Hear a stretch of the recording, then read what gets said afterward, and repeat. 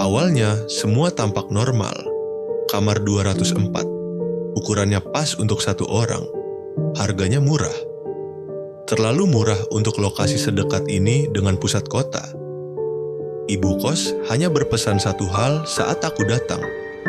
Jangan terlalu sering menghitung pintu. Aku tertawa saat itu. Siapa juga yang kurang kerjaan menghitung pintu? Tapi seminggu di sini, aku mulai merasa ada yang ganjil. Aku berangkat kerja jam 8 pagi. Aku menghitung 10 pintu untuk sampai ke tangga. Malamnya, saat pulang lembur pukul 10 malam, aku menghitung 12 pintu. Aku berhenti di depan kamarku. Napas sedikit memburu. Kenapa tangganya terasa lebih jauh? Aku mencoba berpikir logis. Mungkin karena aku lelah. Mungkin karena lampu lorong yang redup membuat mataku menipu otakku sendiri. Tapi malam itu, untuk pertama kalinya, aku mendengar suara itu. Suara ketukan. Bukan di pintuku, tapi di balik dinding. Ketukan yang ritmis. Tok, tok, tok.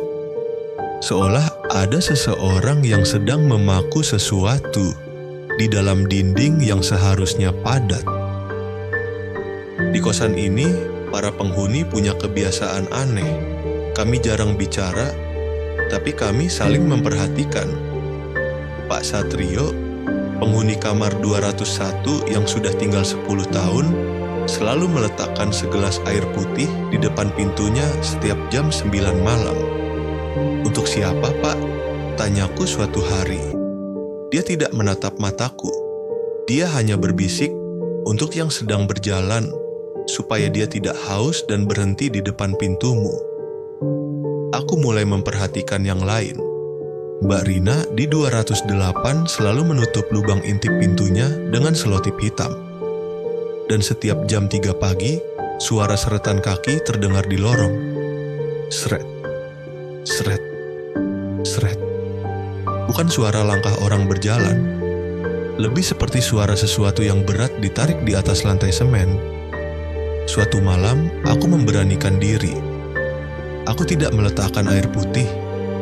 Aku juga tidak menutup lubang intipku. Aku menunggu di balik pintu. Jam menunjukkan pukul 02.55. Suara seretan itu mulai terdengar dari ujung tangga, mendekat. Pelan, saat suara itu tepat di depan pintuku, suara itu berhenti. Hening yang mematikan. Aku melihat ke lubang intip. Awalnya hanya gelap. Lalu, aku sadar itu bukan kegelapan.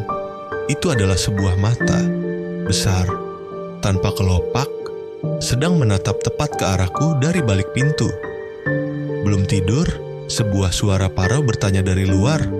Aku jatuh terduduk. Jantungku serasa ingin meledak. Suara itu mirip sekali dengan suaraku sendiri. Besoknya, Pak Satrio hilang. Kamarnya kosong. Tidak ada baju, tidak ada kasur, hanya ada segelas air yang sudah kering di lantai. Ibu kos datang membawa penghuni baru di hari yang sama, seolah-olah Pak Satrio tidak pernah ada. "Mana Pak Satrio?" tanyaku. Ibu kos hanya tersenyum tipis. "Dia sudah sampai ke ujung lorong," jawabnya singkat. Lalu aku melihatnya. Pintu tanpa nomor itu, pintu yang sebelumnya selalu tertutup rapat, kini sedikit terbuka. Aku tahu aku harus lari. Aku tahu aku harus pindah. Tapi kosan ini seperti magnet. Setiap kali aku berniat mengemas barang, aku mendadak lupa tujuanku. Aku mulai terobsesi dengan pintu itu. Kenapa tidak ada yang menanyakannya? Kenapa denah bangunan ini tidak masuk akal? Malam berikutnya, aku membawa senter. Aku berjalan melewati kamar 210, 211, 212, lalu 213, 214. Padahal seharusnya kosan ini hanya punya 12 kamar di setiap lantai. Lorong itu memanjang. Dindingnya mulai terasa lembab. Bau tanah basah dan kayu busuk menyengat. Pintu tanpa nomor itu berdiri di sana. Aku mendorongnya. Di baliknya bukan sebuah kamar, melainkan tangga yang menuju ke bawah. Tapi ini lantai 2. Seharusnya tangga menuju ke lantai 1. Namun tangga ini berbeda. Anak tangganya terbuat dari tulang dan beton. Dan di bawah sana, aku melihat cahaya lampu neon yang berkedip. Sama seperti lampu di lorong kosanku. Aku menuruni tangga itu. 1 langkah, 2 langkah. Aku sampai di sebuah lorong yang identik dengan tempatku tinggal. Tapi semuanya terbalik. Nomor kamar ada di sisi kiri. Pintu kamarku, 204, ada di sana. Aku membukanya. Di dalam kamar itu, aku melihat diriku sendiri, sedang duduk di tempat tidur, sedang memegang HP. Diriku yang di dalam kamar menoleh, tapi wajahnya tidak punya mulut, hanya kulit rata yang pucat. Dia menunjuk ke arah belakangku. Aku berbalik. Di ujung lorong terbalik ini, aku melihat Pak Satrio. Dia sedang memegang gelas air yang kosong. "Kamu terlambat menghitung pintu," bisiknya. Tiba-tiba, lorong itu mulai menyempit. Dinding-dindingnya bergerak mendekat. Suara seretan itu terdengar lagi, kali ini dari segala arah. Seret, seret, seret. Aku berlari kembali ke tangga, tapi tangga itu sudah hilang. Hanya ada dinding semen yang dingin. Aku terjebak di dalam lipatan bangunan ini, di sebuah ruang yang diciptakan dari rasa penasaran yang salah. Sekarang aku mengerti. Kosan ini tidak butuh uang sewa. Kosan ini butuh eksistensi. Setiap pintu yang muncul adalah korban baru. Setiap meter lorong yang bertambah adalah sisa umur yang dicuri. Aku sekarang tinggal di kamar tanpa nomor. Aku adalah suara ketukan di dindingmu.